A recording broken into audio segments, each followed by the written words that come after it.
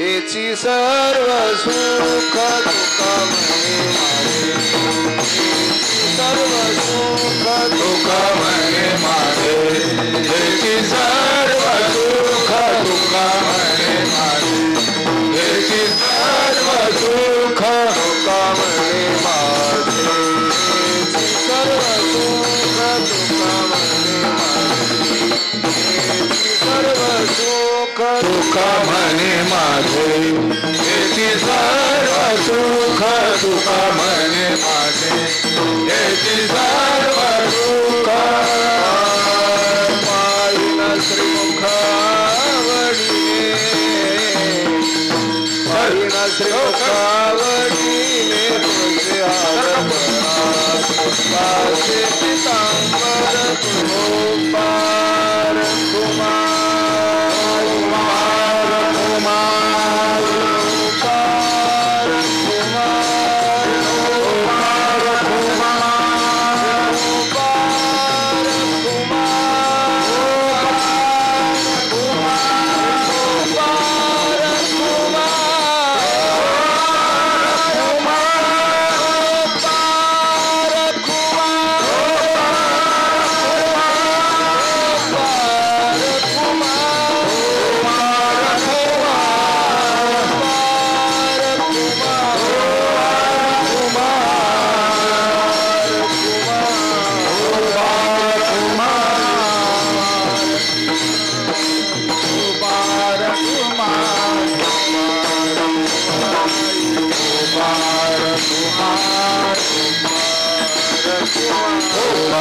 कुमार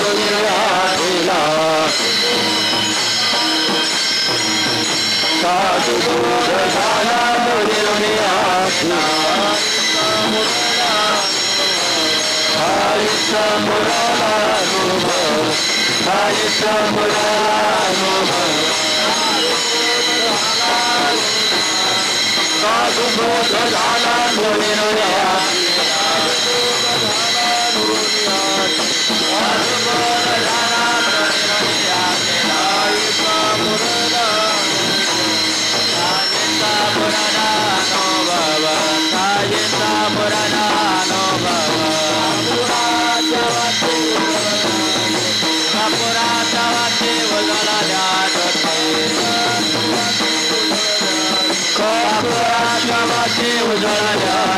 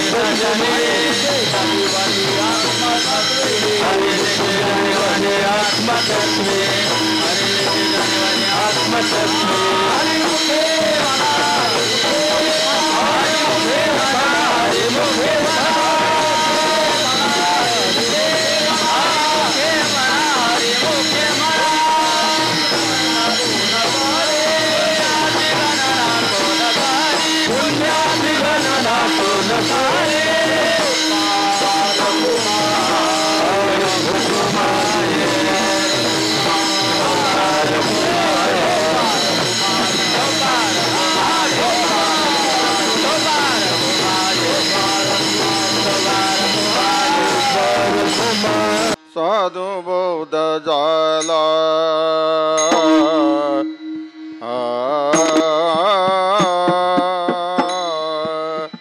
साधु बौद्ध जाला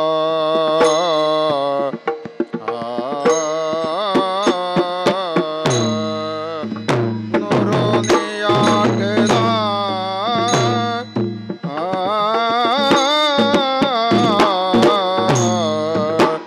साधु बौद्ध जाला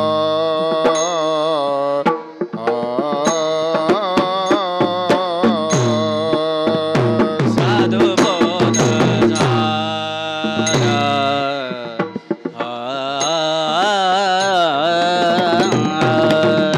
साधु बौद्ध जाला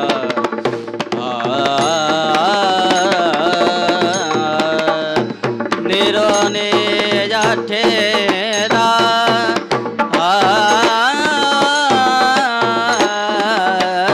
साधु बौद्ध जाला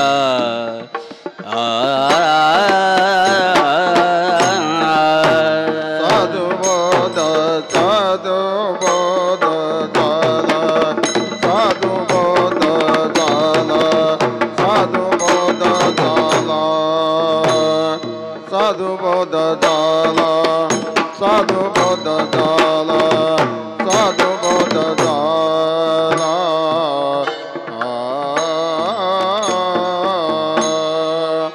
नूरोनिया केला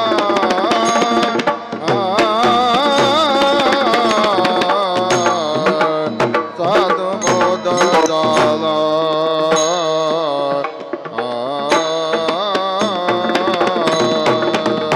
साधु बौद्ध जाला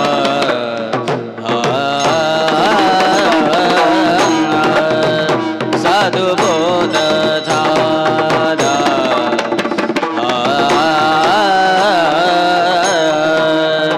निरोने जाठेरा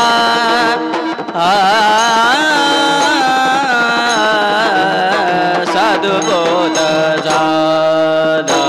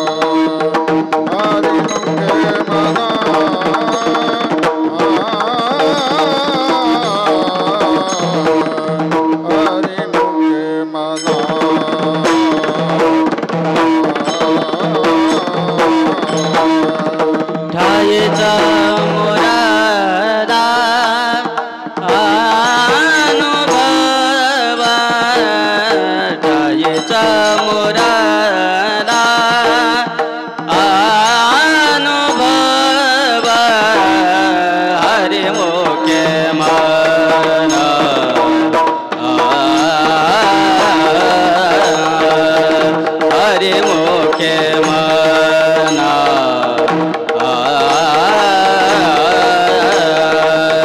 हरि मुखे मना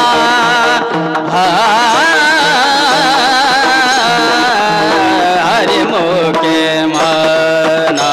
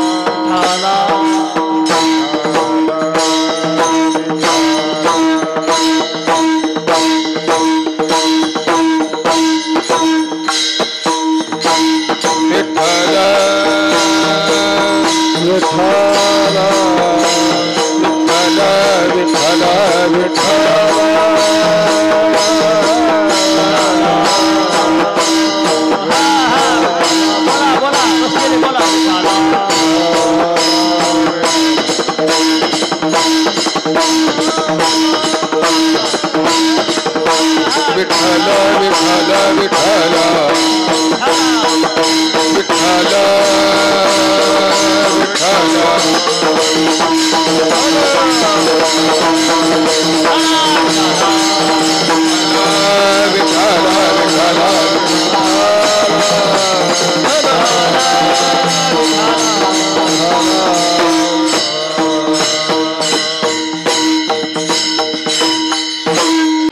पुण्याची गणना कोण करी कापुराच्या बाती उजळली ज्योती ठाईच समाप्ती झाली जैशी मोक्षरेखी आला तो भाग्य विनटला साधू सांकीला हरिभक्त हरिमुखे म्हणा पुण्याची गणना कोण करी ज्ञानदेवा गोडी संगती सज्जनी हरिदिशे जनिवनी आत्मतत्वे हरिमुखे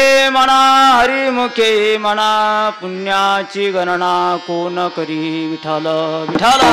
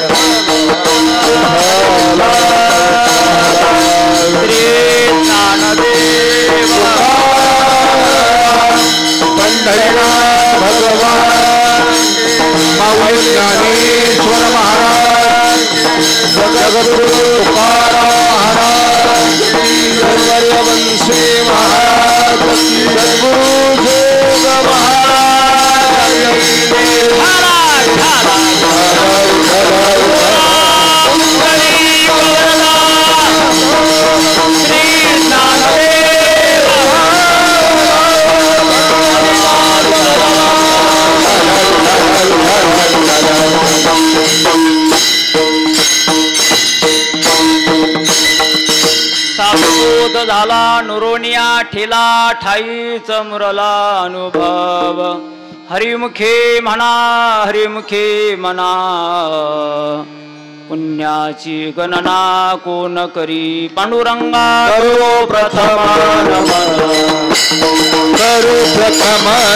पांडुरंगा करो प्रथम पांडुरंगा करो प्रथम नमन दुसरे चरणा कंताची दुसरे चरणा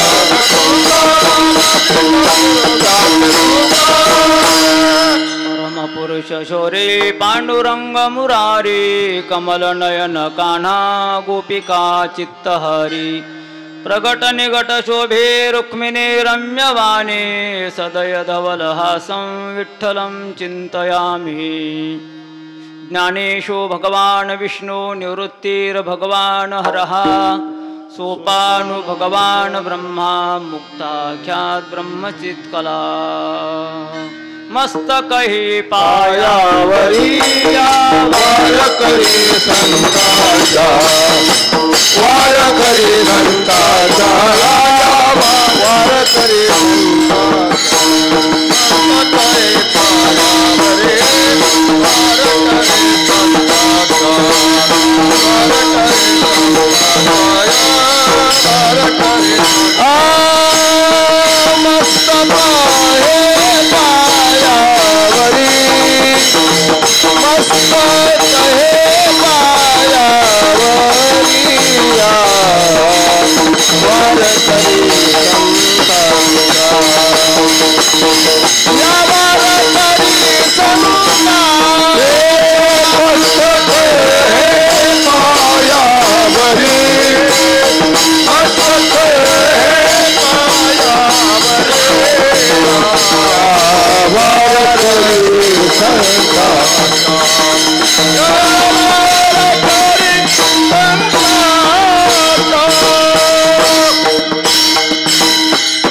साधुबोध झाला तो नुरोनिया ठेला ठाईच मुरला अनुभव हरिमुखी म्हणा पुण्याची गणना कोण करी प्रस्तुत प्राप्त प्रसंगी कीर्तन रूपी चिंतनासाठी निवडलेला अभंग अलंकापूर निवासी समाधीचे राजे असणारी माऊली ज्ञानोबराय यांचा हरिपाठ या प्रकरणातला अभंग चिंतनासाठी निवडलेला आहे. विठाल विठाला विठाला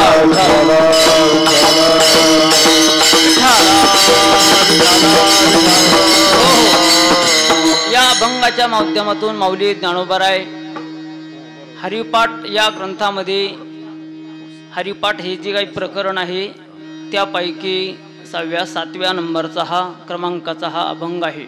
या अभंगाच्या माध्यमातून ज्ञानोबराय बोलतात, ज्यांना साधूचा बोध झाला तो कोणत्याही प्रकारचा उरत नाही. पुढचे जे 2-3 चरण आहे त्यामध्ये उदाहरणाचे ते चरण आहे. कापुराच्या वाती उजळली ज्योती. कापराचं उदाहरण दिलेलं आहे. कापराची वात ज्योत एकदा जळल्यानंतर त्या ठिकाणी काहीच शिल्लक राहत नाही. ज्ञानोबराय बोलतात ठाईची समाप्ती झाली जैसे. आणि त्या साधकाचं वर्णन करत असताना 3ऱ्या चरणामध्ये त्या साधकाचं वर्णन केलेलं आहे. तो या मोक्षेच्या रेषेपर्यंत येऊन पोहोचलेला आहे. मोक्ष रेखेला आणि वर्णन नाही तर मग त्याच्या भाग्याचं वर्णन केलेलं आहे. भाग्य विनटला. जो साधक इथपर्यंत आला तो भाग्याने त्या ठिकाणी विनटलेला आहे. आणि म्हणून ज्ञानोबराय बोलतात हा माझा स्वानुभव आहे. आणि म्हणून सज्जनाची संतांची संगती माझ्या जीवनामध्ये घडावी. आणि घडल्यानंतर त्या ठिकाणी काय होतं तर ज्ञानोबराय बोलतात ती दृष्टी ती नजर प्राप्त झाल्यानंतर सर्वत्र सर्व ठिकाणी मला तो परमात्मा नटून भरलेला आहे असा अनुभव येतो. हरी दिशे जनी वनी आत्मतत्वी हरिमुखे म्हणा पुण्याची गणना कोण करी. विठाल विठाला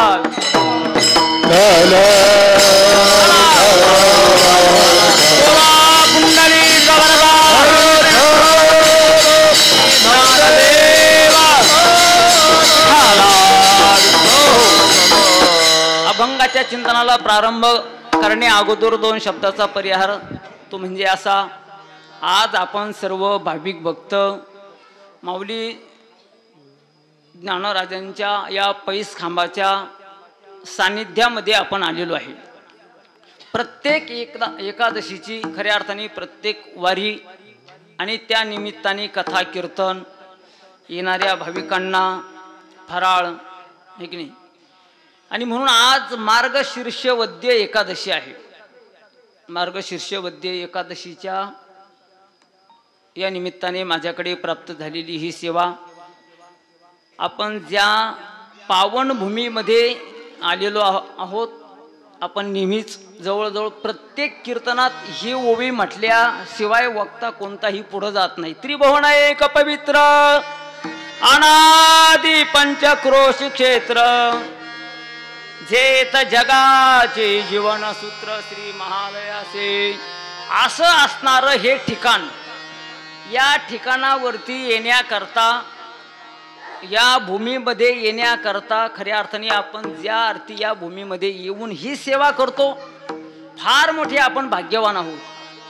सद्गुरू बन्सी बाबांनी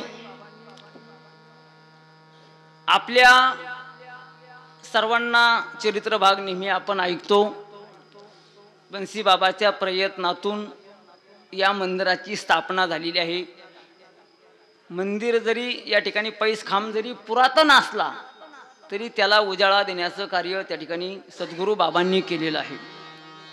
आणि म्हणून आपण या पावन भूमीमध्ये या ठिकाणी सर्व भजनी मंडळ सर्व श्रोते मायबाप मंडळी या ठिकाणी सर्व बाल मंडळ आहे. माझ्याकडे या ठिकाणी सेवा प्राप्त झाली. खऱ्या अर्थाने होती बहुत बहुत दिवस होती मज आस आजी घडले सायास रे. आणि म्हणून या सेवेकरता आपण सर्व एकत्र आलेलो आहे. आज मार्गशीर्ष वद्य एकादशी आहे आणि म्हणून या भूमीचं वर्णन काय करावं, ज्या भूमीने विश्वाला गवसणी घालणारा अद्वितीय असणारा केलीसे मराठी गीता देवी असा उपदेश ज्या भूमीतून ज्ञानोबरायांनी केला, या भूमीमध्ये आपण आणि म्हणून ही सेवा माझ्याकडे प्राप्त झाली. हरिभक्तपरायण मंदिराचे असणारे प्रमुख म्हस्के शास्त्री देवीदासजी महाराज म्हस्के शास्त्री आदी करून या ठिकाणी मंदिराचे सर्व विश्वस्त त्यामध्ये माऊली आहे आणि म्हणून माझ्याकडे ही सेवा प्राप्त झाली. सेवेकरता सर्व उपस्थित महाराज मंडळी, हरिभक्तपरायण कृष्णा महाराज हार्दे, अजून धाडगे महाराज आहे ज्यांची मंदिरावरती अनेक दिवसाची सेवा हरिभक्तपरायण अंजबापू महाराज करडिले, दुसरे हार्दे महाराज, धाडगे महाराज आदी करून सर्व भजनी मंडळ, चांगदेव महाराज, त्याचप्रमाणे रामनाथ भाऊ करडिले असतील, पाठीमागं सांबा आप्पा असतील आणि आदी करून सर्व हे बालमंडळ हरिभक्तपरायण आवर्जून या ठिकाणी उपस्थित असणारे, जशी जशी वेळ असेल तसं तसं सेवेकरता येणारे आमचे हरिभक्तपरायण विजय महाराज पवार आदी करून सर्व भाविक भक्त आपण ज्ञानोबरायांची खऱ्या अर्थाने ही सेवा करतो.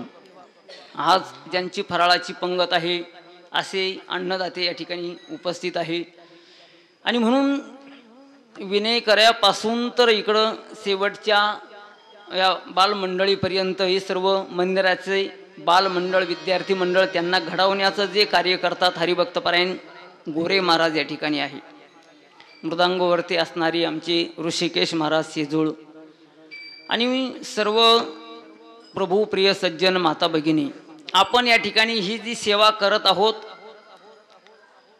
सर्वच जण या ठिकाणी कीर्तनकार सांगण्याचं काम करतो, टाळकरी मंडळी टाळ वाजवण्याचं काम करतात, तुम्ही श्रोते मंडळी आपल्या उपस्थितीच्या मानाने भजन देखील त्या ठिकाणी व्हायला पाहिजे, आहे की नाही.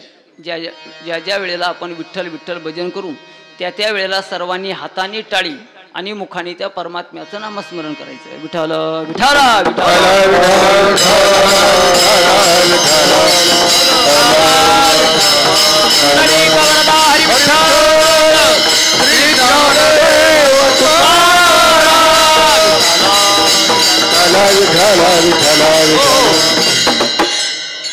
आपल्या उपस्थितीच्या मानाने भजन होणं, खऱ्या अर्थाने वक्त्याने एकट्याने बडबड करणं आणि आपण कोणी काहीच न म्हणणं याचा अर्थ असं नाही, आहे की नाही. तुम्ही देवावरती काही नाराज आहे का बरं? देवाने आम्हाला एवढे दिवस का जिवंत ठेवलं बा, आहे की नाही. असं नाही ना काही. कोरोनाच्या काळामध्ये त्या काळातून देखील आपण वाचलो. तुकोबराय बोलतात, बरवे झाले आजीवर नाही पडिलो मृत्यूचे आहारी, वाचो नियालो येथवरी उरले ते हरी तुम्हा समर्पण, दिलाया काळे अवकाश नाही पावले आयुष्यानास. आणि म्हणून आपल्याला या ठिकाणी खऱ्या अर्थाने जे करायचं ते भजन कीर्तन ऐकणं, सर्वांनी मिळून तुम्ही आम्ही सर्व मिळून त्या ठिकाणी काय करू, सदा नाम घोष करू, हरिकथा करू. आणि म्हणून या ठिकाणी श्रवणाकरता खऱ्या अर्थाने जे बसलेले आहे ते माझ्यापेक्षाही खूप मोठे अधिकारी आहे. मी या ठिकाणी मला उभा केलं म्हणून मी फार काही ज्ञानी आहे अशातला भाग नाही. मंदिरामध्ये सेवेमध्ये ज्यांचं अख्खं आयुष्य या ठिकाणी गेलेलं आहे असे असणारे सर्वच मंडळी या ठिकाणी उपस्थित आहे. माझ्या माहितीप्रमाणे या ठिकाणी ढवळे सर समोर बसलेले आहे. अगदी बनसे बाबापासून हापसे बाबा, बोरकर बाबा, वरोडे बाबा यांचा काळ मी बघितलेला आहे. आणि त्या कालापासून या मंदिराची एकनिष्ठेने सेवा करणारी ही मंडळी आहे. आणि म्हणून या पावन दरबारामध्ये आपण एकत्र आलो. खऱ्या अर्थाने विचार केला तर काय काल होता या मंदिरामध्ये, ज्या वेळेला विना प्रहारा चालू होता, हापसे बाबाची त्या सेवेला तोड नाही. ते बघितलेली मंडळी या ठिकाणी माऊली सर्त निश्चितच आहे. आणि म्हणून या मंदिरातून दिंडी जात असताना 10 ते 12 माणसं दिंडीमध्ये जात होते. हे मी माझ्या डोळ्यांनी बघितलेलं आहे. प्रसाद खाल्ला का आपसे बाबा? हा, प्रसाद नाही, त्या साखर फुटण्याचा आम्ही चहा घेतलेला आहे. विठाला विठाला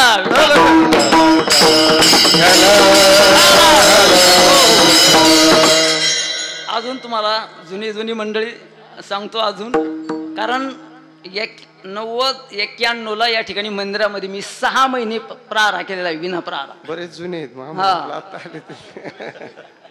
आणि म्हणून त्याला साक्षीदार फक्त ढवळे सर आहे. तुम्ही देखील त्या ठिकाणी नंतर आलेले आहे माझ्या माहितीप्रमाणे. आणि म्हणून मी हे सांगतो की भैरवनाथ बाबा असेल, सरोबाई असेल, त्या शांताबाई असेल, ही जुनी मंडळी फार यांचं या क्षेत्रामध्ये फार मोठं योगदान. विना प्रहारा त्यावेळेला चालू असायचा. आणि हापसे बाबांनी एकदा सकाळचा काकडा, बोरकर बाबाचा काकडा संपला, एकदा झाडायला बसले की जवळजवळ 2 हातात 2 झाडू घेतले तर 2च चक्कर होत होती. एकदा असे हात असे लांब होते ना, ते ज्यांनी बघितलं त्यांना माहीत आहे. उंच पुरे आणि लांब हात त्या ठिकाणी असो, आजानुभव असणारी असो. आणि म्हणून असा हा या भूमीमध्ये आपण सेवा करतो. खऱ्या अर्थाने आपण फार मोठे भाग्यवान आहोत. तेव्हा चिंतना करता निवडलेला अभंग हरिपाठ या ग्रंथातला आहे. माऊली ज्ञानोबरायांच्या समोर आपण या ठिकाणी काय बोलावं. ज्ञानोबरायांनी जी काही ग्रंथ संपदा तयार केली त्यामध्ये मग अमृत अनुभव असेल, चांगदेव 65 असेल, ज्ञानेश्वरी असेल, या सर्व ग्रंथाचा विचार केला तर याचे वेगळे अधिकारी आहेत. परंतु हरिपाठ हा जो छोटासा ग्रंथ आहे तो मात्र ज्ञानोबरायांनी या सर्वांच्या उद्धाराकरता या ठिकाणी काय केलेला आहे. मग हरिपाठाचा अधिकारी कोण आहे, आपण अगदी पहिल्याच अभंगामध्ये म्हणत असतो. आसोनी संसारी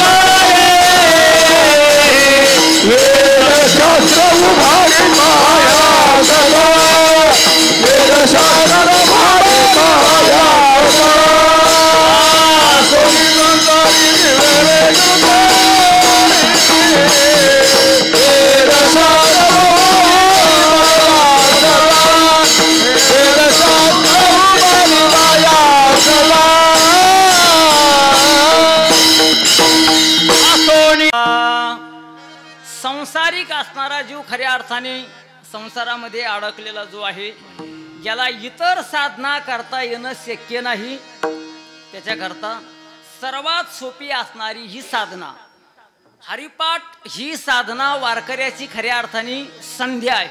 हरिपाठ आणि काकडा, जशी ब्राह्मणाची संध्या तसं वारकऱ्याची संध्या काय असेल तर हरिपाठ आणि काकडा.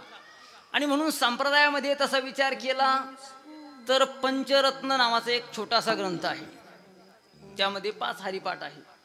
परंतु जास्त प्रचलित असणारे 2 हरिपाठ आहे, एक ज्ञानोबरायांचा आणि दुसरा नाथबाबाचा. आणि म्हणून हरिपाठाचा विचार केला तर ज्ञानोबरायांच्या हरिपाठामध्ये किती अभंग आहे सर्वांना माहीत आहे, 27 अभंग, आणि ते देखील 4-4 चरणाची. नाथबाबाच्या हरिपाठामध्ये किती अभंग आहे? 25 अभंग आहे आणि ते प्रत्येक अभंग हा 5 चरणाचा आहे. आता हरिपाठाची संगती आपण बघत असताना दोन्ही हरिपाठामध्ये साधूच्या संगती आलेल्या आहे. संताची संगती हे ज्ञानोबराच्या हरिपाठामध्ये आणि नाथबाबाच्या हरिपाठामध्ये स्वहिता कारणे संगती साधूची. दोन्ही हरिपाठामध्ये पुन्हा थोडंसं सुरुवातीला मी समीकरण सांगतो. कापुराचं उदाहरण हे दोन्हीही हरिपाठामध्ये आलेले आहे. आता आजचा जो अभंग आपण घेतला यामध्ये देखील आला. आणि नाथबाबाच्या हरिपाठामध्ये पाजळल्या ज्योती कापुराच्या वाती ओवाळीता आरती भेदनुरी. आणि म्हणून असं दोन्ही हरिपाठ मध्ये, परंतु आपल्याला प्रामुख्यानं विचार करायचा तो अभंगाचा, परंतु आपण प्रस्तावनेमध्ये बोलत बोलत थोडंसं पुढं जाऊ. आणि म्हणून ज्ञानोबरायांचा हरिपाठ कळण्याकरता जरी सोपी साधना सांगितलेली असली तरी कळण्याकरता ज्ञानोबरायांची भाषा जी आहे ती थोडी किचकट आहे. नाथबाबाची भाषा मात्र त्या ठिकाणी ते शब्द जे आहे ते अगदी नाथबाबा बोलत असताना माऊली ज्ञानोबराय बोलतात, भक्ती करण्या संबंधानं माझ्या भक्ती विन काय जळते जे आले पण आगा पृथ्वीवरी पाषाण नसती काही. ही ज्ञानोबरायांची भाषा आहे. परंतु नाथबाबा बोलत असताना भक्तीविन पशु कशाशी वाढला सटविने नेला कैसा नाही हरे मुखे गाता हर परी चंदा हरे मुखे गाता हर परी. हो, म्हणजे नाथबाबाची भाषा जी आहे ती अगदी कठोर आहे. बहुता सुकृती नरदेहला धला भक्ती विन गेला अधोगती. नाथबाबाची भाषा कशी आहे. आणि म्हणून आपल्याला सर्वांना उपयुक्त असणारा इतर जे ग्रंथ आहे याचे अधिकारी सर्व नाही, परंतु हरिपाठाचे असणारे अधिकारी. आणि म्हणून आपण पहिलेच अभंग म्हणत असू देवाची द्वारी उभाक्षण बरी. परंतु ज्ञानोबरायांच्या हरिपाठातलं काही वेळेला असं घडतं, जर हरिपाठ जर त्या ठिकाणी हरिपाठ म्हणण्याकडे जर लक्ष नसेल ज्ञानोबरायांचा हरिपाठ, तर कधी कधी पहिल्या प्रकरणातून दुसऱ्या प्रकरणात आहे की नाही, योगयाग विधी येणे नव्हे सिद्धी. आणि जर का म्हणला वा लगेच दुसऱ्या प्रकरणात उडी मारतो. आणि त्या ठिकाणी का जर म्हणला तीर्थव्रत नियम भावे विन सिद्धी हा असा करतो. काय हो म्हणले कसं काय हरिपाठ आहे, त्या हरिपाठातून माणूस बाहेरच निघत नाही. बाहेर निघेल कसं, कारण म्हणत असताना देखील त्या ठिकाणी काय करावं लागतं, लक्षपूर्वक असं सादृश्याचं ज्याला म्हणतो आपण असे साम्य प्रमाणात त्या ठिकाणी विठाला विठाला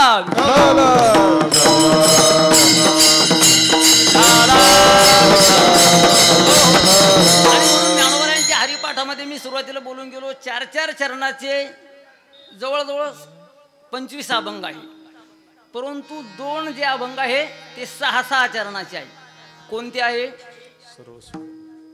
संताचे संगती आणि सर्व सुख घोडी. हा हे अभंग. आणि म्हणून ज्ञानोबरायांच्या हरिपाठातला हा अभंग आहे. आणि या अभंगाच्या माध्यमातून माऊली ज्ञानोबराय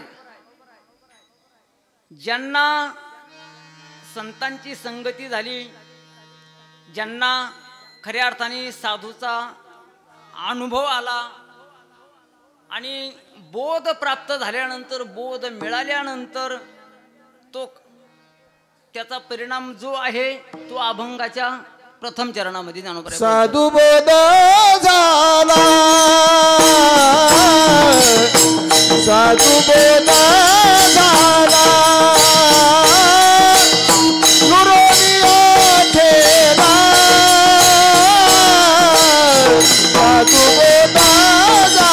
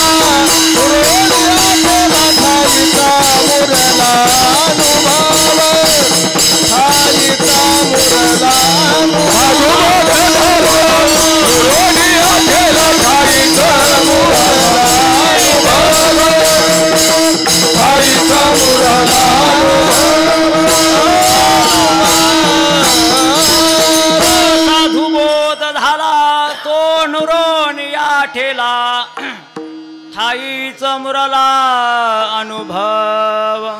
वा, बालमंडळ अगदी आनंद घेत आहे आणि खऱ्या अर्थाने आनंद जो आहे तो याच वयामध्ये आहे की नाही. आणि म्हणून आपण सर्व भाग्यवान मंडळी माऊली ज्ञानोबारायांच्या वारीला या ठिकाणी आपण सर्व उपस्थित आहोत. आणि म्हणून या अभंगाच्या माध्यमातून माऊली ज्ञानोबाराय असं बोलतात, साधू बोध झाला. साधू हे जीवाला बोध देत असतात. पण या अभंगामध्ये साधू बोध केला असं नाही, साधू बोध झाला. संत महात्मे हे बोध देतात.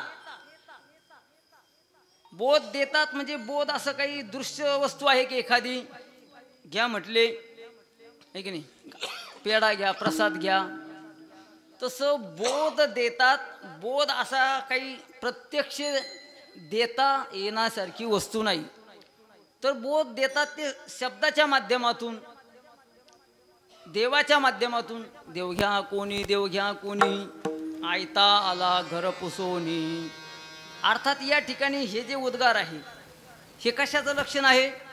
बोध देण्याचंच लक्षण आहे. आणि म्हणून संत महात्मे तुम्ही म्हणाल बोध देतात, बोध करतात. खऱ्या अर्थाने आपण जर विचार केला तर आपण प्रत्येक जण ही जी परमार्थिक साधना करतो ही कुठपर्यंत करायची, कशा करता करायची? ज्ञानोबराय बोलतात, जववरी अर्जुना बोधू भेटेना मना. हा, तुम्हाला जरी मौन असलं तरी ओव्या सांगायला काय अडचण आहे.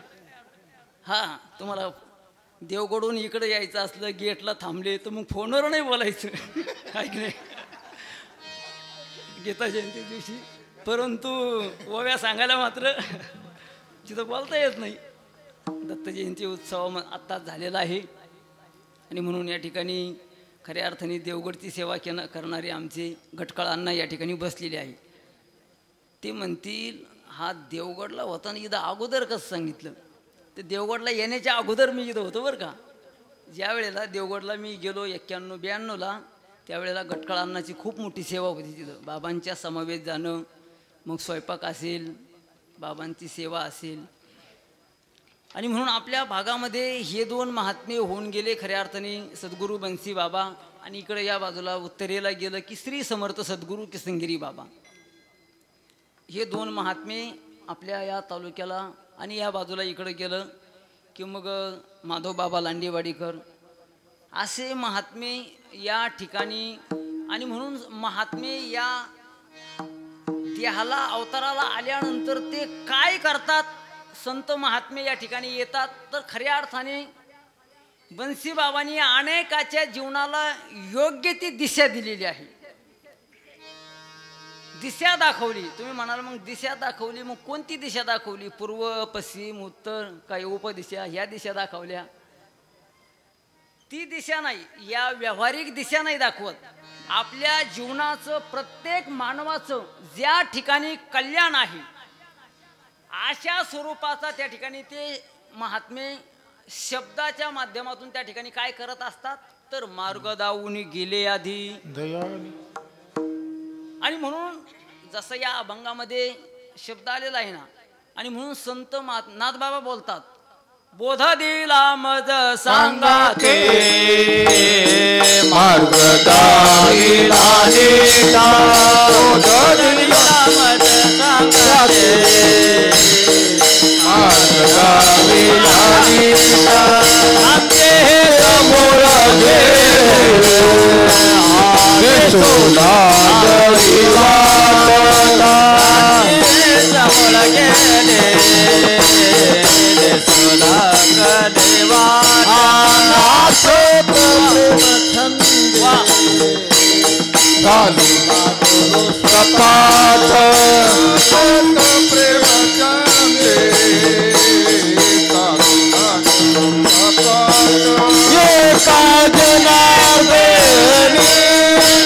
पावलो पंढरी पे संत माय बाप एवढा उपकार करा तुम्ही संत माय बाप एवढा उपकार करा एका जणा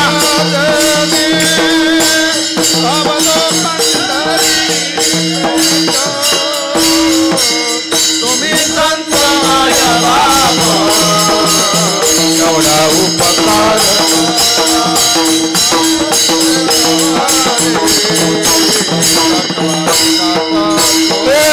बोध दिला मज सांगते मार्ग दाविला तीत बोध दिला मज सांगते मार्ग दाविला तीत समूळ गेली दिसू लागली वाट समूळ गेली दिसू लागली वाट प्रेम छंदे चालू लागलो तपास प्रेम छंदे चालू लागलो संत माय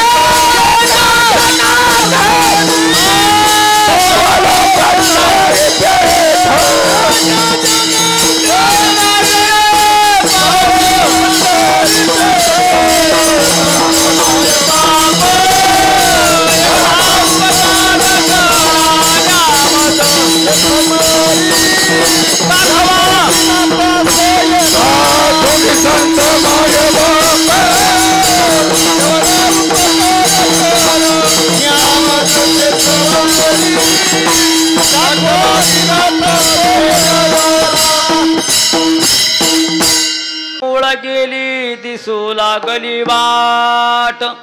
आपल्याला प्रामुख्यानं सगळ्या चरणाचा विचार करायचा नाही, परंतु वाट दाखवली याचा अर्थ काय? दिशा दाखवली. भ्रांती ही समूळ गेली दिसू लागली वाट. आणि वाट केव्हा दिसली? वाट नेहमी आपण ऐकत असतो, वाट दाखवणारे अगदी मोजके आहे, वाट लावणारे भरपूर आहे की नाही? वाट लावणारे आपल्याला पावलोपावली मिळतात, परंतु योग्य ती दिशा योग्य ती वाट दाखवणारे अगदी मोजके आहे. आणि म्हणून बोध दिला तो कोणत्या माध्यमातून बोध देतात संत महात्मे? तो या शब्दाच्या माध्यमातून देतात. आणि म्हणून असा बोध ज्यांना ज्यांना प्राप्त झाला, बोध संत महात्मे बोध देतात. बोध देतात का देतात? तर ते स्वतः असं आहे. आपण नेहमी एक व्यावहारिक म्हण आपल्याला सर्वांना माहीत आहे, सज्जन को सज्जन मिले तो हो गई. हा, आणि पुढचं सर्वांच्या जवळजवळ पाठायचे मग आहे की नाही? हा, आणि म्हणून सज्जनाला सज्जन बोधयंत परस्परम. आपण माऊली ज्ञानोबरायांच्या मंदिरामध्ये या ठिकाणी कथयंतश्च माम नित्यम तुष्यंतीच रमंतीच, 10व्या अध्यायामध्ये माऊली ज्ञानोबराय बोलतात, चित्ते मीची झाले मी याची प्राणे झाले, जीवो मरो विसरले बोधाची ये भुली.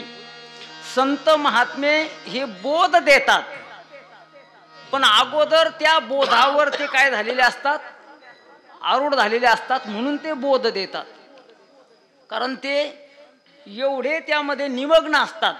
जीवो मरो विसरले बोधाचे भुली, या बोधापर्यंत ते गेलेले असतात. जन्म आणि मरण हे आपल्या पाठीमागं जी लागलेली एरजार आहे, खऱ्या अर्थाने संत महात्मे आता व्यावहारिक दृष्टीनं जर व्यावहारिक उदाहरणाने जर सांगायचं ठरलं, एखाद्या माणसाचं आपल्याला माहीत आहे, पायामध्ये काटा जरी टोचला तरी माणसं हाय हाय करतात. आणि एखाद्या वेळेला एखाद्या माणसाचं जर 12-15 टाक्याचं ऑपरेशन करायचं असेल तर त्याच्याकरता काय करावं लागेल? आधी त्याला भूल द्यावी लागेल की नाही? बिगर भूल देता ते ऑपरेशन करता येईल? संत महात्मे हे जन्म मरणाचं जे दुःख त्या ठिकाणी विसरले ते, आणि म्हणून विसरले बोधाचे भुली. असो, आपल्याला तो प्रामुख्याचा विषय नाही, परंतु याच्यापासून वेगळा हे असं मात्र नाही. विठ्ठल विठाला विठाला.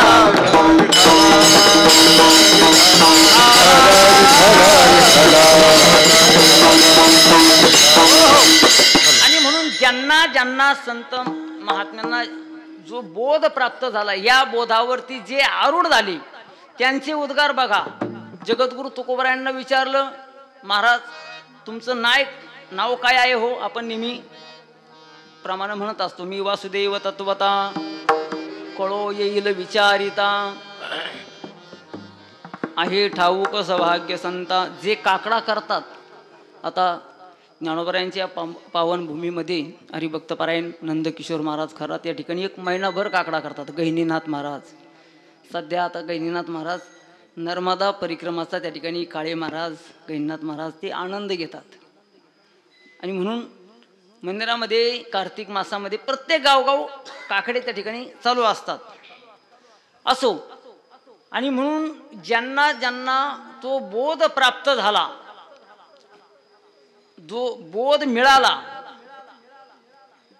बोध मिळाल्यानंतर काय होतं, आपल्याला अभंगाचं चिंतन करत असताना, कारण पुढचे जे चरण आहे आपण ते म्हणणारच आहोत, परंतु पुढचे जे चरण आहे ते उदाहरणाचे चरण आहे. विठाल विठाला विठाल.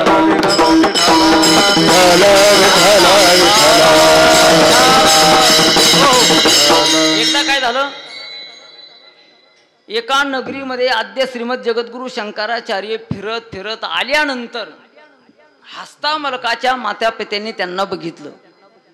आणि बघितल्यानंतर विचार केला, कोणीतरी साधू पुरुष आहे, कोणीतरी यतिराज आहे. आणि म्हणून आचार्यांना त्यांनी विनंती केली, म्हटले महाराज आमच्या घरी तुम्ही याल का? चहा पाणी घेण्याकरता, नाश्ता करण्याकरता. आचार्यांनी त्यांच्या विनंतीला मान देऊन आचार्य त्यांच्या घरी गेले.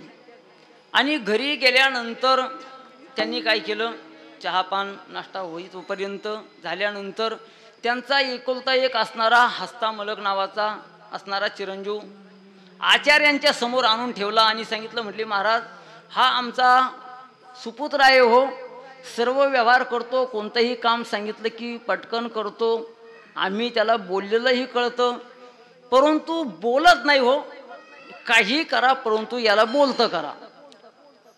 असं म्हटल्यानंतर आचार्यांनी बघितलं, त्यांच्याकडे बघितल्यानंतर आचार्यांच्या लक्षात आलं की हा मुलगा जर बोलू लागला तर बरंचसं काही बोलणार आहे, परंतु तो मुद्दाम बोलत नाही.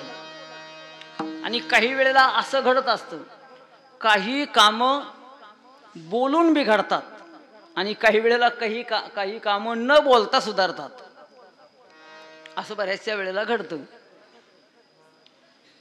आपण जरा देवगडला गेलो तर बऱ्याचशा वेळेला गुरुवर्य बाबा हे इथं घाण झाली, तिथं झाडून का घेतलं नाही असं बोलत नाही. ते स्वतः त्या ठिकाणी अगोदर काय करत असतात, कागद पडली की ते उचलत असतात. आणि मग त्याच्यामुळं काय होतं, बाबा येण्याच्या वेळेच्या अगोदर सर्व कर्मचारी त्या ठिकाणी काय असतात, तत्पर असतात, म्हणजे काही कामं न बोलता सुधारतात. विठाला विठाला विठाला विठाला.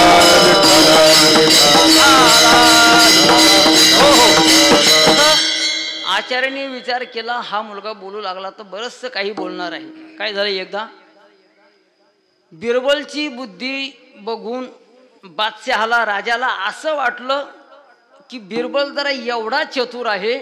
आणि त्याला बोलू लागला राजा, म्हटले बिरबल तू जरा एवढा चतुर आहे तर तुझे वडील किती हुशार असतील, किती चतुर असतील, परंतु असं काही गणित आहे का?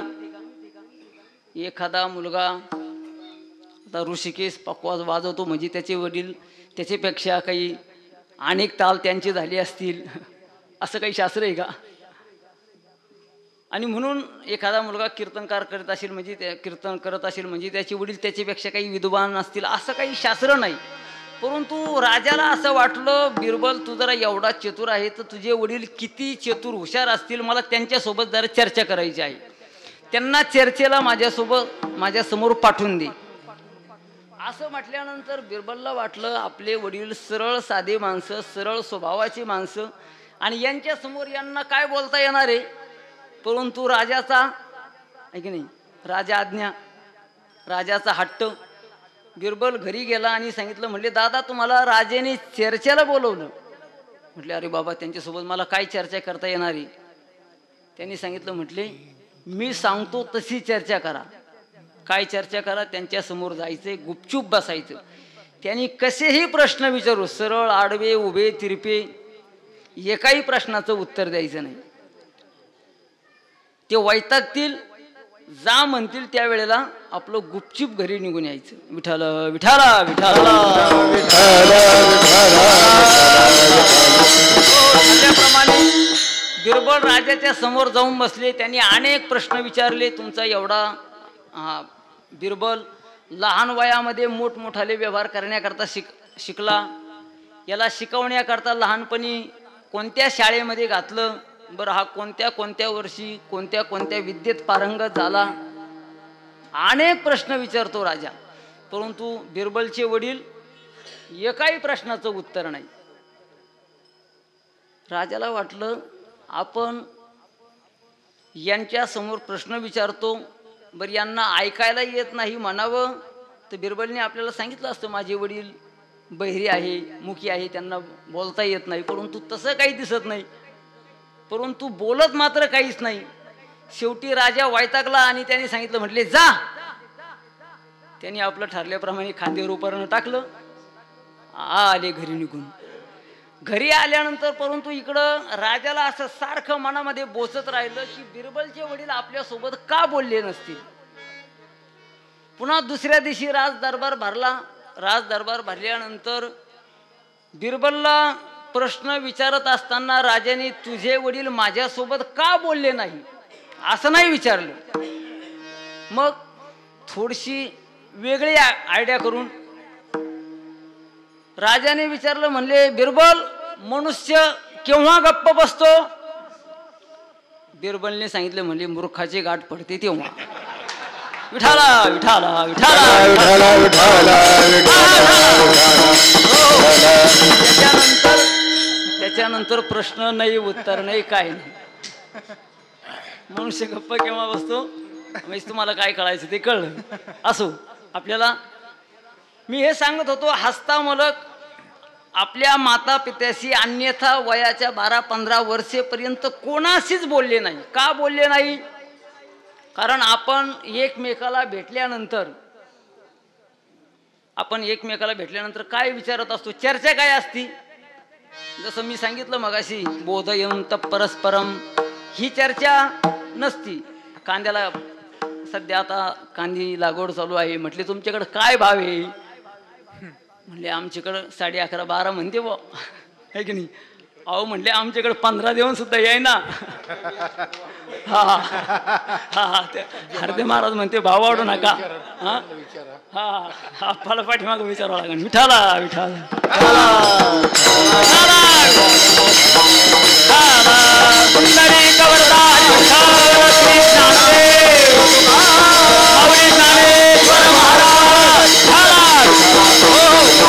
आणि म्हणून आपण एकमेकाला भेटल्यानंतर ही व्यावहारिक चर्चा करत असतो. तसं हस्तमलक आपल्या माता पित्याशी अन्यथा कोणाशीच बोलले नाही. का बोलले नाही? तर त्यांना बोलण्याकरता, त्यांचं अंतःकरण मोकळं करण्याकरता त्यांच्या जीवनामध्ये त्यांना कुणी असा बोलण्यासारखा भेटला नाही. आणि आचार्यांनी जाणलं की हा मुलगा बोलू लागला तर बरंचसं काही बोलणार आहे. आणि म्हणून हस्तमलकाला बोलतं करण्याकरता आचार्यांनी जो प्रश्न विचारला, कस्त्वंशीसे कस्य कुतोषि गंता किन्नामत त्वम आगतोषी. आचार्याने विचारलं, हे मुला तू कुठून आला, तुझं नाव काय. असा प्रश्न विचारल्यानंतर हस्तमलकाने काही स्वतःचं नाव सांगितलं, वडिलाचं नाव सांगितलं, कुलकर्णी काही आडनाव सांगितलं, हे नाही सांगितलं. हस्तमलकाला आचार्यांना बघितल्यानंतर एवढा काही आनंद झाला, त्याशी देखताची दिठी आचार्याशी आनंद कोटी, त्याच्या ऐकावया गोष्टी प्रश्नादरू केला. आणि असा प्रश्न ऐकल्यानंतर हस्तामलक बोलू लागली. आणि बोलत असताना मग त्यांनी असं त्या ठिकाणी उत्तर दिलं. नाहम मनुष्यो न च देव यक्षो न ब्रह्मचारी न गृही वनस्तो न भिक्षुर न चाहम निजबोध रूपा चिदानंद रूप शिवोहम शिवोहम. त्या ठिकाणी हस्तमलक सांगतात मी कोणी ब्रह्मचारी वानप्रस्थी गृहस्थी संन्यासी नाही. तर मी कोण आहे? मी खऱ्या अर्थाने देव आहे. देव. आपल्याला उदाहरण इथंच थांबवायचं, आपल्याला पुढे जायचं नाही. परंतु हे जे उद्गार आहे हे कोणाचे आहे? ज्यांना तो बोध प्राप्त झाला, बोध मिळाल्यानंतरचे हे त्यांचे उद्गार आहे. आणि म्हणून असा बोध आपल्याला संत महात्मे देतात. तो प्राप्त व्हावा याच्याकरता मग देतात. परंतु संत महात्म्याचा भगवत भक्ताचा जर विचार केला तर खऱ्या अर्थाने ते त्या बोधावरती कायम अशा स्वरूपाचे आरूढ असतात. येणे बोधे आम्ही असो सर्व काळ करू हे निर्मळ हरी कथा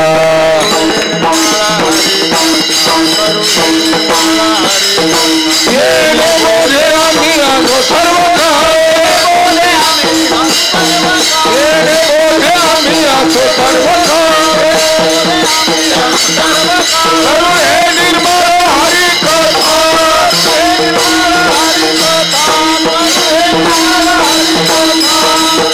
हो. या बोधावर संत महात्मे येणे बोधे असो आम्ही सर्व काळ, या बोधावर आम्ही सर्व काळ राहू. असो याचा अर्थ काय? आणि या बोधावर राहूनच आम्ही भगवत भक्ती हरिकथा या बोधावरती जे गेलेले आहे खऱ्या अर्थाने. आता आजच्या काळामध्ये खऱ्या अर्थाने विचार केला तर सांगण्याकरता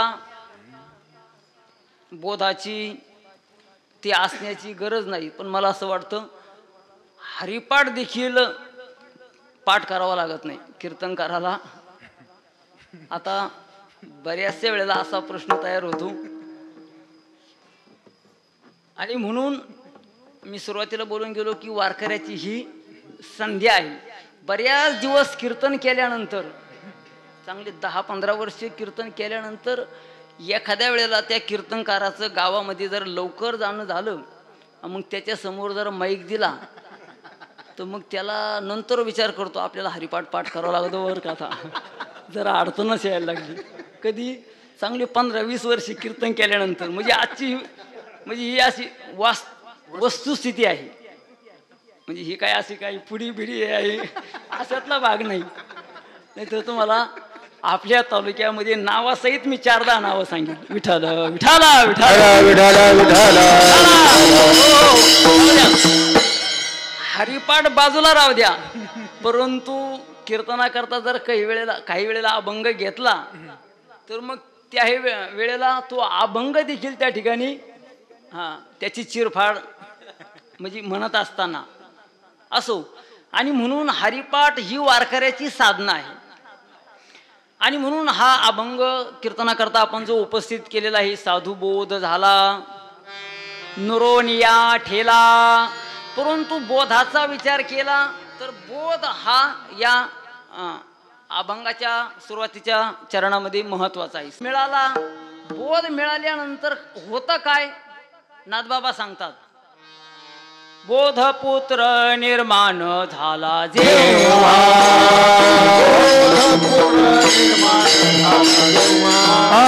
ममता म्हातारी मरून गेली तेव्हा,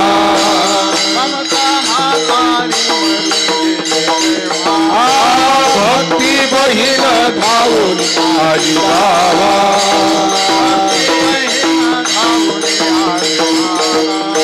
आता मी संध्या करू कैसे केव्हा, जागे संध्या संदेह माझा आत्माराम हृदयी प्रकटला, संध्या कैसे करू केव्हा, जागे संध्या संदेह माझा आत्माराम हृदयी प्रकटला. बोधपुत्र निर्माण झाला देवा,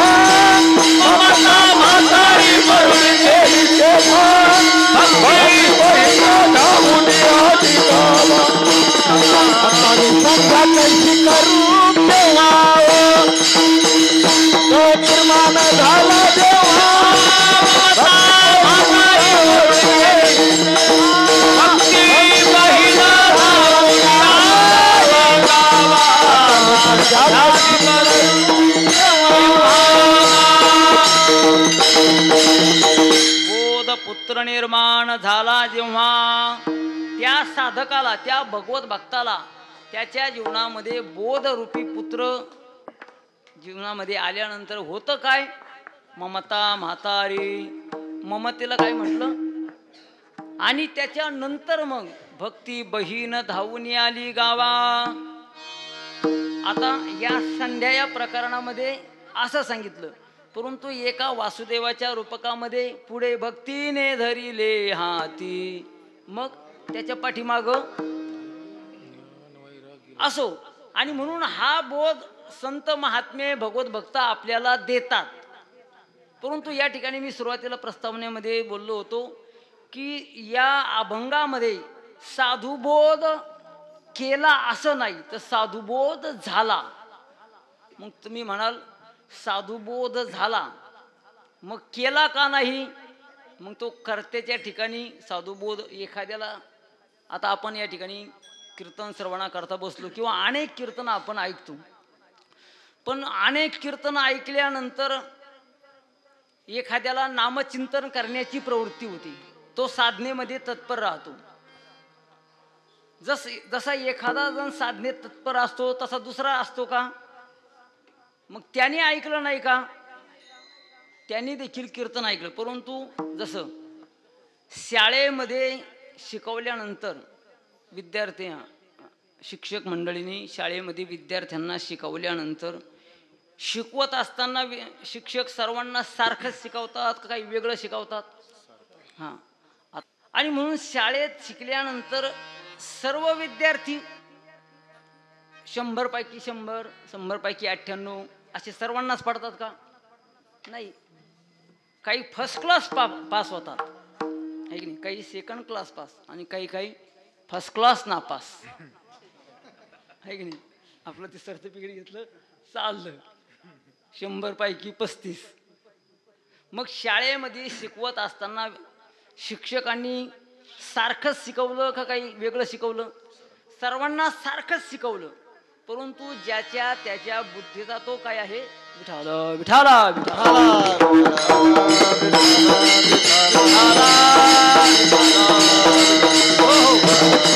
साधुबोध झाला. साधू हे बोध करतात, साधू हे बोध देतात. कशाप्रमाणे? सर्वांना बोध ते देतात, परंतु सर्वांनाच त्या ठिकाणी सर्वांना एकच स्थिती प्राप्त होती, नाही विचारित. या दृष्टीनं त्या ठिकाणी मेघ हगणारी शेत, पाऊस पडल्यानंतर सर्वच जमिनीवरती त्या ठिकाणी सर्व सारखं उगवतं असं नाही. खडकी जैसे वर्षली, हा खडकावर पाऊस पडत नाही का? ढवळे सर समोर बसलेले असल्यामुळे मला काही ओव्या आठवतात आता, ज्ञानेश्वरी उपासक.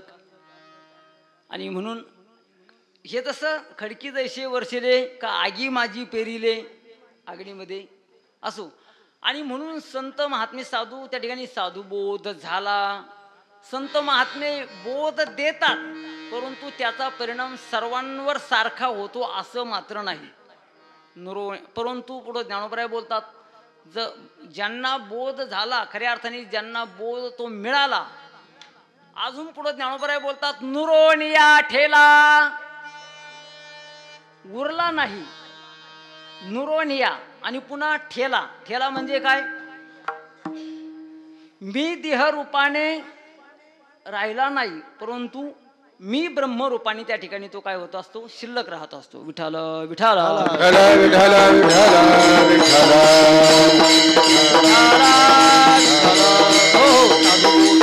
नुरोनिया ठेला ठाईच मुरला. अनुभव रूपाने त्या ठिकाणी तो काय राहिला? अनुभव. आणि म्हणून अनुभव सांगत असताना काही वेळेला आध्यात्मिक क्षेत्रामध्ये शब्दे विन संवादू दुजे विनु अनुवादू, त्या ठिकाणी वैखरी वाणी त्या ठिकाणी सगळेच अनुभव व्यक्त करता येतो असं मात्र नाही. आणि म्हणून ज्ञानोबरायांनी पुढं जे उदाहरण दिलेलं आहे ते कापराचं उदाहरण दिलं. अभंगाच्या कापुराच्या वाती उजळल्या ज्योती, कापुराच्या वाती उजळल्या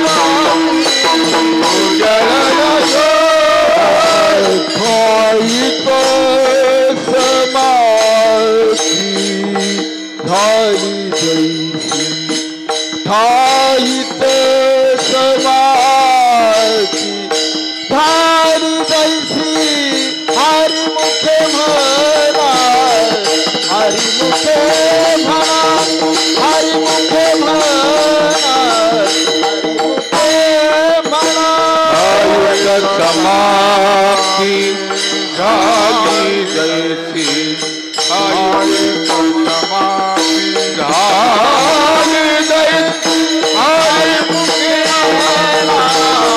हरी मुखे म्हणा हरी मुखे म्हणा हरी मुखे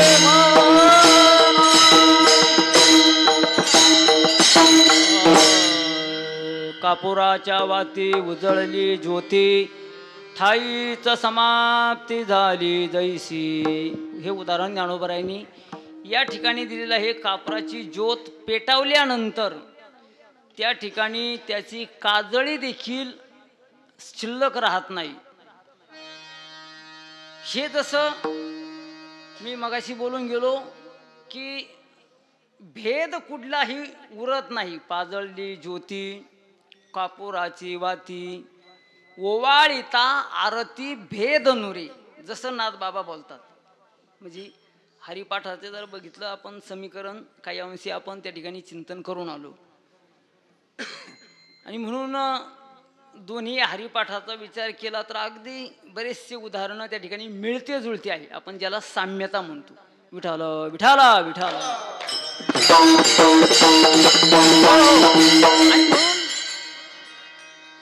कापुराच्या वाती उजळल्या ठाईच समाप्ती झाली जैसी.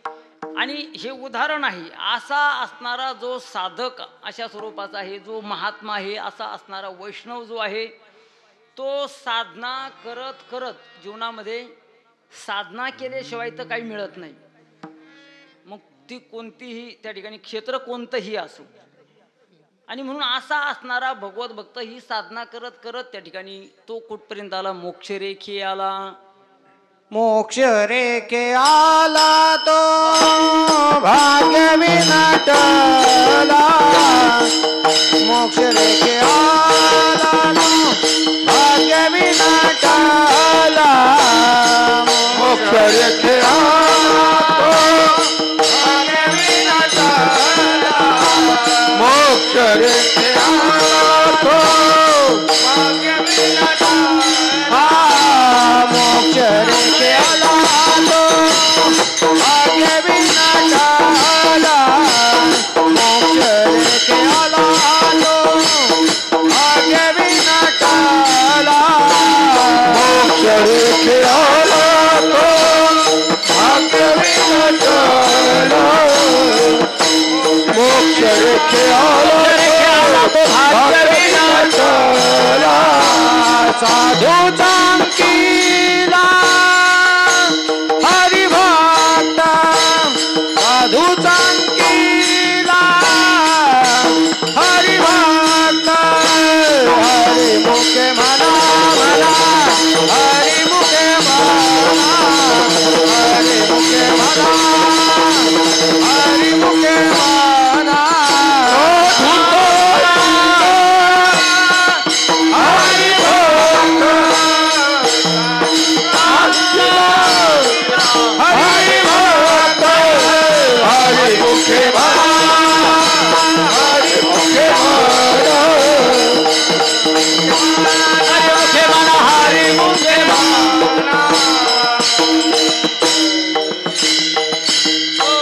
मोक्ष रेखे आला भाग्य विनटला.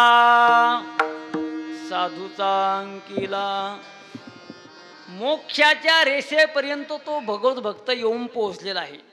रेष कशाला म्हणायची, तिथपर्यंत त्या ठिकाणी तो आलेला आहे.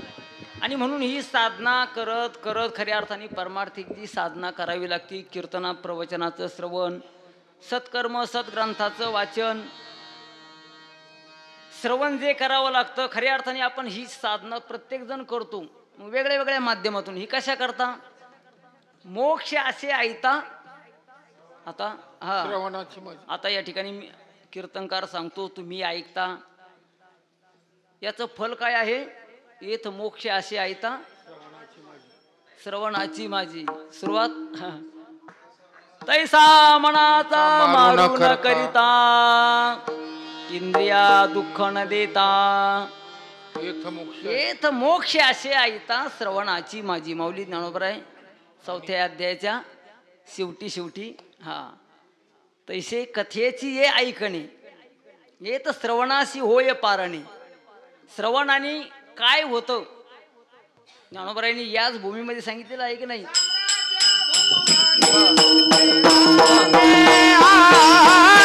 साम्राज्य भुवनी सुखिना साम्राज्य भुवनी सुखिना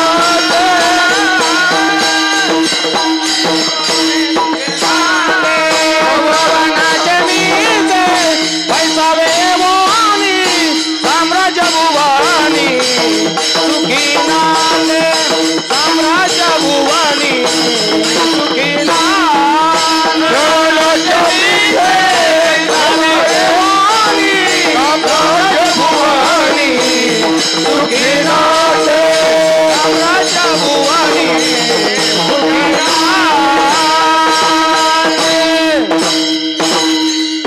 या मोक्षाकरता खऱ्या अर्थाने श्रवणाचे मिसे बैसावे येवोनी साम्राज्य भुवनी सुखी नांदे.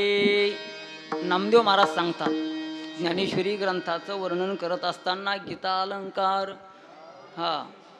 या अभंगामध्ये नामदेव महाराज सांगतात श्रवणाचे मिशी. आपण या ठिकाणी सर्व खऱ्या अर्थाने एकत्रित आलो, सत्संगाकरता एकत्र आलो.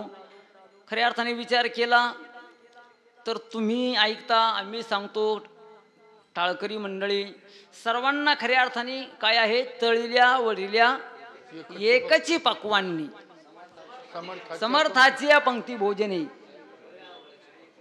तेवी श्रवणे अर्थ पठने मोक्षोची लाभे. याच भूमीत मौली ज्ञानोबरायांनी सांगितलेलं आहे. आणि म्हणून असं काही नाही की सांगणारा जो आहे त्याचा काही या सुरुवातीला बघा आपल्या संप्रदायामध्ये परंपरा आहे, पद्धत आहे, सेवेकरता निवडलेला उपस्थित केलेला अभंग. पुन्हा कीर्तनाच्या शेवटी म्हटलं जातं झालेली सेवा. म्हणजे आता फक्त सेवा एवढ्याच पुरती आहे का? मग कीर्तन झाल्यानंतर त्याच्या हातामध्ये जर झाडू दिला, मग मंदिरामध्ये जर असेल तर त्या ठिकाणी काही अडचण नाही ना. परंतु त्याला तर असं वाटेल की हे तर म्हणले आपल्याला. परंतु सेवा म्हटल्यानंतर या ठिकाणची सेवा मग कोणतीही असो, टाळ घेण्याची असो, या ठिकाणी बोलण्याची असो, ऐकण्याची असो, आहे मात्र सेवा या धर्म मंडपातली असो. ही साधना करत करत मोक्षरेखी आला आणि त्याच्या भाग्याचं वर्णन केलेलं आहे. भाग्य विनटला, तो नटला पण कशाने? भाग्याने. त्याच्या भाग्याचं वर्णन केलेलं आहे. भाग्य साधूचा अंकिला. परंतु हे करण्याकरता कुठंतरी एखाद्या संत महात्म्याच्या अंकित आहे की नाही, साधूचा अंकिला हरिभक्त. ज्ञानोबराय बोलतात हा माझा स्वानुभव आहे आणि मला जीवनामध्ये सज्जनाच्या संगतीची आवड आहे. ही गोष्ट अभंगाच्या शेवटची. ज्ञानदेवा गोडी संगती सचा, ज्ञानदेवा गोडी संगती सचा, ज्ञानदेवा गोडी संगती सचा, ज्ञानदेवा गोडी संगती सचा, ज्ञानदेवा गोडी संगती सचा, ज्ञानदेवा गोडी संगती सचा, ज्ञानदेवा गोडी संगती सचा, ज्ञानदेवा गोडी संगती सचा. हरि दिशा जाने वाली हरि दिशा जाने वाली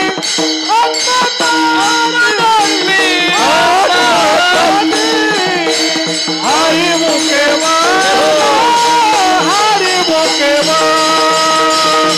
हरि मुखे हरि मुखे हरि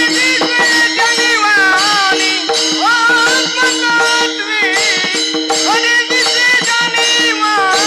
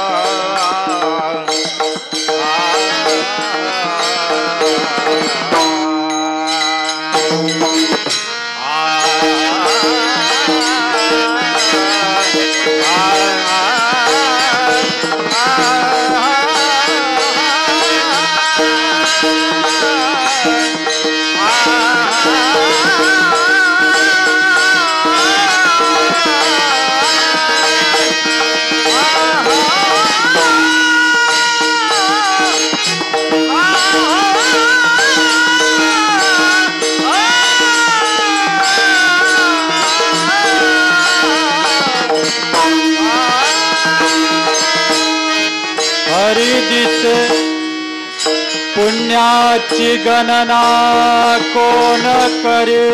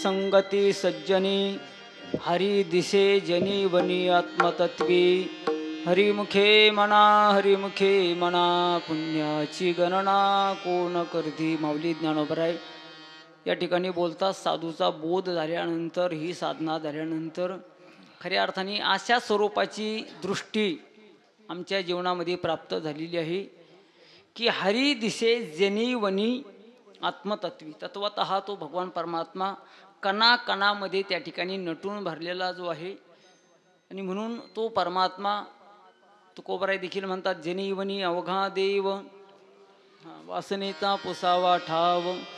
ही दृष्टी त्या ठिकाणी प्राप्त झालेली आहे आणि म्हणून हरिपाठातला हा अभंग मी सुरुवातीला बोलून गेलो की हरिपाठ ही वारकऱ्याची संधी आहे आणि म्हणून हरिपाठ या ठिकाणी भजनी मंडळाच्या पाठ असेल यात नवल नाही, तो ऐकणाराच्या देखील पाठ असावा. परंतु काही वेळेला भजण्यालाच सांगावं लागतं पुढं काही असं काही वेळेला आपल्याला, परंतु वारकऱ्याची ती संधी आहे आणि म्हणून हरिपाठातला आपण अभंग या ठिकाणी घेऊन मोडकं तोडकं या ठिकाणी जशी जमेल तशी सेवा प्रयत्न केला आणि म्हणून या ठिकाणी सर्व बालमंडळी, सर्व महाराज मंडळी या ठिकाणच्या भूमीचा आपण विचार केला तर खऱ्या अर्थाने पवित्र असणारी ज्ञानोबारायांची ही भूमी आणि या ठिकाणी रोज आपण महाराजांची ज्ञानेश्वरी ऐकतात आणि म्हणून वेदांताचार्य असणारे आपल्याला जे मार्गदर्शन करतात. म्हणून महाराजांचं कीर्तन, देवीदासजी महाराजांचं कीर्तन जर ऐकल्यानंतर कीर्तन कळण्याकरता मी अनेक ठिकाणी सांगत असतो, कीर्तन कळण्याकरता आपल्या तालुक्यातल्या काही महाराज लोकांना अजून अभ्यास करावा लागेल त्यांचं कीर्तन कळण्याकरता. बरं हां, म्हणजे हे वास्तव आहे, हे काय असं काही स्तुती आहे किंवा असं नाही, परंतु तसे श्रोते मंडळी आपल्या तालुक्यामध्ये आहेच आणि म्हणून या ठिकाणी आपल्या मंदिरामध्ये रोजचं ज्ञानेश्वरी चिंतन चालतंय आणि म्हणून या ठिकाणी महाराजांची उपस्थिती आहे. आज वद्य एकादशी आणि म्हणून दिवसभर बसायचंय, सारखं बसून राहावं लागतं, म्हणून महाराजांची उपस्थिती आहे. महाराजांच्या आज्ञेवरून ही सेवा माझ्याकडे काल अशा स्वरूपाची प्राप्त झाली. माऊलींनी देखील फोन केला आणि म्हणून या ठिकाणी ही सेवा म्हणजे सेवा स्वर मी बोलून गेलो की सेवा म्हणजे नुसतं बोलायला कंबर बांधून बोलायला मिळालं म्हणजे सेवा हे असं नाही. असे वेगळ्या वेगळ्या माध्यमातून आपण सेवेकरता प्रत्येकजण हजर असतोच आणि मग सेवा ही त्या ठिकाणी आम्हाला त्या मिळत नसती. त्या ठिकाणी माऊली ज्ञानोबारायांच्या मनात आलं की तीच प्रेरणा मग महाराजांकडे येते आणि मग त्यांच्या मुखातून त्या ठिकाणी आणि म्हणून या ठिकाणी झालेली सेवा पुनश्च एकदा माऊली ज्ञानराजांच्या चरणी सर्वांच्या चरणारविंदी ही सेवा समर्पित करून आपल्या सेवेस पूर्ण विराम. ज्ञानेश्वर माऊली ज्ञानराज माऊली माऊली महाराज ज्ञानेश्वर माऊली ज्ञानराज माऊली माऊली माऊली ज्ञानदेवा गोडी संगती सज्जनी हरी दिशे जनिवनी आत्मतत्वी हरिमुखे म्हणा पुण्याची गणना कोण करी तरी नुणते पुरते अधिकते सरते करुणी घ्यावे तुमते विनवित्वासी तुमच्या कृपेची पोसणे जन्मोजन्मी तुका म्हणे विठ्ठल जय जय विठ्ठल जय विठ्ठल जय जय विठ्ठल जय विठ्ठल जय जय विठ्ठल बोलिले कुरे देवा कुरे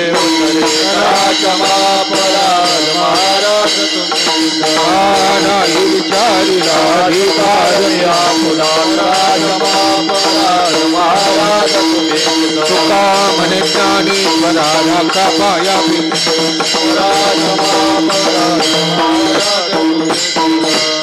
देव तुकाराम